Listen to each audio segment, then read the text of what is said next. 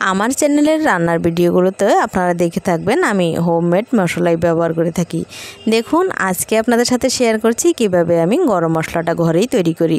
দারচিনি, এলাচ, গোলমরিচ নিয়ে নিয়েছি দেখুন, আর সাথে যে ছোট ছোট লম্বা লম্বাগুলো দেখতে পাচ্ছেন সেগুলো হচ্ছে এই যে লং দেখতে পাচ্ছেন।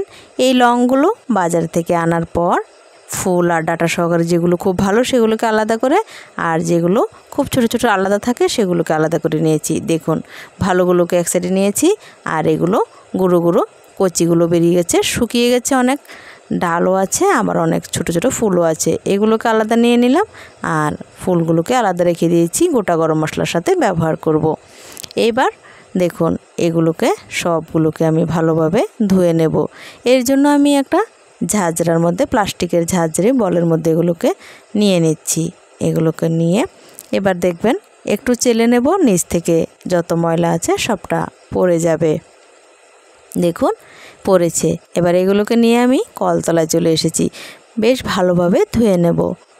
এই এলাচ, দারচিনি, গোলমরিচ আর লং এই দিয়ে কিন্তু আমি এই গোটা গরম মশলাটা তৈরি করি।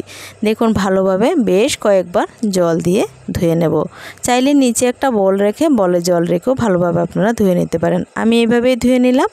এবার এগুলোকে আমি কড়া রোদে শুকিয়ে নেব। আমি বেশিরভাগ এই ভাদ্র মাসের কড়া রোদেই কিন্তু মশলা শুকিয়ে সারা বছরের জন্য সংরক্ষণ করি। দেখুন এবার এগুলোকে নিয়ে ঠিক 3 থেকে 4 দিন কড়া রোদ খাইয়ে তারপরে মিক্সারে গুঁড়ো করে